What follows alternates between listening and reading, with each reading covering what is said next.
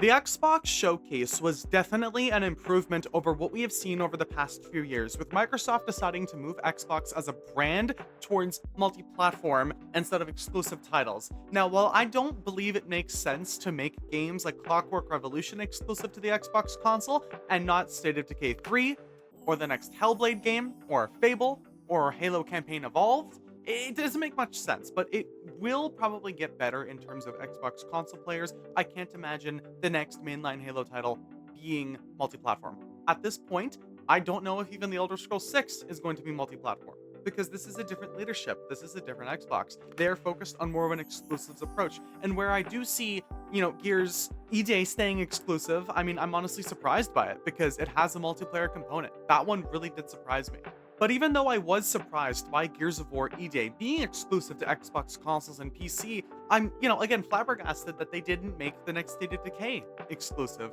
Why Hellblade, the next Hellblade game, isn't going to be exclusive? Like, it just doesn't make sense in terms of overall scope. Like, I get maybe in a few years if they're pushing towards everything being exclusive, but overall, the showcase was still more of the same with two maybe saving graces that could eventually go multi-platform anyway. And for me personally, I play on PC. It doesn't really matter. The games will come to where I want them to go to. But to Xbox console gamers that were sold on the idea that the Series X and Series S were meant for exclusive titles, you still don't fully know. They can switch it up. Sarah Bond said several years ago now that Starfield would be an Xbox exclusive, would never go to PlayStation. Phil Spencer said it as well. Phil Spencer said it would start with 4 games, and yet the majority of their brand is now on PlayStation, which is fine for Microsoft. They're going to be making money. But for the Xbox gamer, for the console gamer that bought the console under the assumption that all Bethesda games would be exclusive, that all of their Xbox Game Studios games would stay exclusive to platforms where Game Pass exists,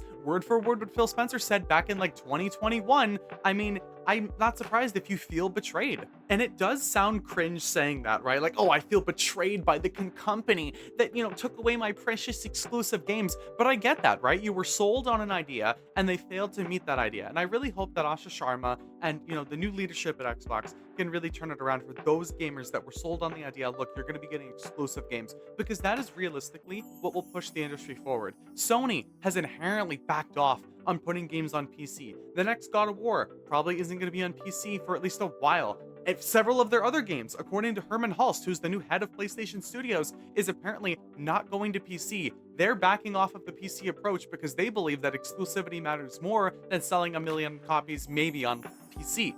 Right? So obviously, Xbox going full multiplat doesn't make sense considering you're going to have the one console, PlayStation 5, getting all of the console consumers who want an exclusive title, while all the Xbox console gamers, like, yeah, look, you'll get the Xbox games for cheaper with Game Pass, sure, or you could get a PlayStation, you'd have to buy the games, which kind of sucks, but you could get a PlayStation and also play all the PlayStation games and all the Xbox games. Or you could just get a PC and get all Xbox and PC, and maybe, again, like I was saying, maybe no PlayStation games. But other than the consideration of Xbox exclusives, the showcase, in my opinion, was alright. Like, if I had to give it a letter grading, it would be a B, maybe a B minus. Like, this is the 25th anniversary of Xbox, and this is what you had to show? Like, yeah, Halo, Gears, Fable, that's awesome, right? But, like, you announced these games years ago. Fable was announced in 2020, and you're releasing it 7 years later. Gears E-Day was announced like last year or the year before. Halo Campaign Evolved announced last year or the year before.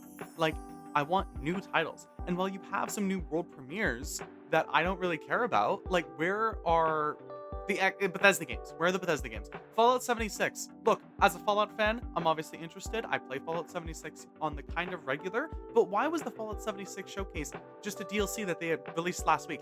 Why aren't you, like, showcasing what's next, like a few years ago when they announced that you could be a ghoul the year later? Why was ESO also regulated to, oh, you can PC Game Pass, it's coming to PC Game Pass? Why wasn't it already in PC Game Pass? Why was the best thing coming from Bethesda Doom the Dark Ages DLC? Like, you're telling me you have Arcane, you have id Software, you had Tango Gameworks, you have Bethesda Core, you had so many other studios, and the best thing you could show was Doom the Dark Ages DLC, which looks amazing, mind you. Looks absolutely amazing. But, like, where's the rest of your company?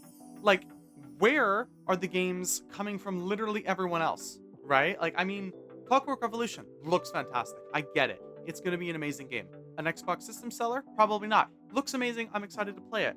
But like, where are the new world premieres that we're expecting here for the 25th anniversary of Xbox? Because you have the big three, and you had Forza, which again, big four, you had big successful titles, but like, where's the next big thing we should be looking forward to? Because the Elder Scrolls 6 is not happening for another 2 years minimum, in my opinion. I don't think we're gonna see that for a while. But like, where's the Fallout 3 remaster? That's apparently been in the works and is obviously in the works because they remade Oblivion. Like, where's the Fallout 3 remaster? You couldn't make some CGI trailer for that, just announcing that yeah, it's coming. Like, what are we doing?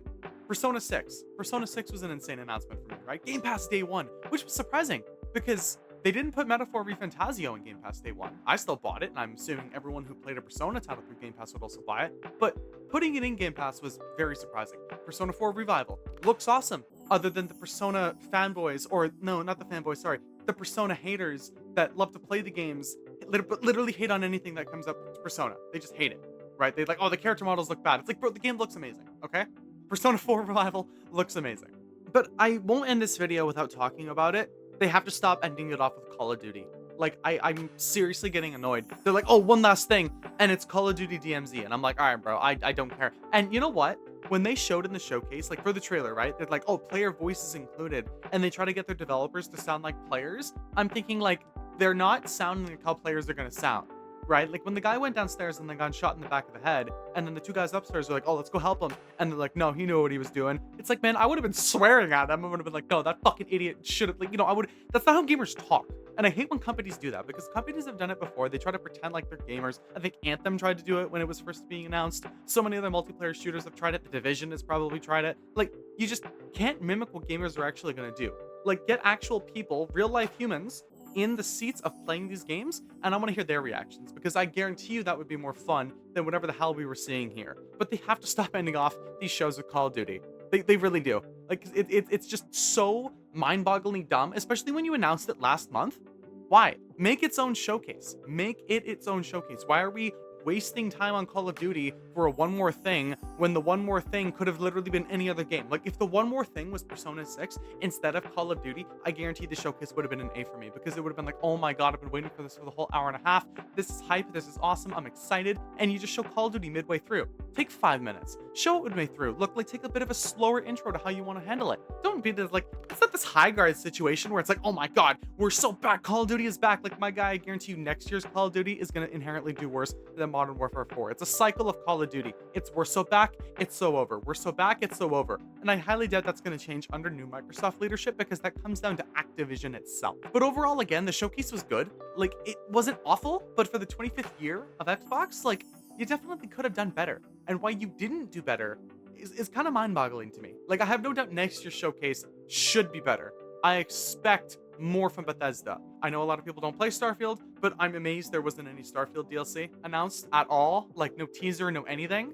Like, please don't make us wait 2 years for the next Starfield DLC, right? Because I don't want to have to make 8 other videos talking about how the game is just dead and gone, right? Realistically, Fallout 3 Remaster, where is it? With the Fallout New Vegas remaster, that might also be a thing. Where is it? Like, CGI trailers I would take, and if it's like, look, coming in 2028, awesome. At least we know it's a thing, right? Bethesda gamers have no issue waiting. You know, you announced Elder Scrolls 6 8 years ago now. 8 years ago, right? 8 years ago, back in 2018, right? I mean, we're really pushing on the 10-year mark before we probably even see gameplay of it because you decided to waste, 6-7 years on Fallout 76 and on Starfield. And I also do want to add, they have collector's editions for Gears of War, Fable, and Halo. They look amazing. This is exactly how I want to see collector's editions for major Xbox games going forward. But why are they so expensive, bro? Like, they're each $300 Canadian. Like, we're killing me here. We're killing me because now why? And they all look good too, which is the hard part. It's not like I can make a distinction on, I'll pick one and play the other two. It's like, I want all three of them, bro. The statues, they just look amazing.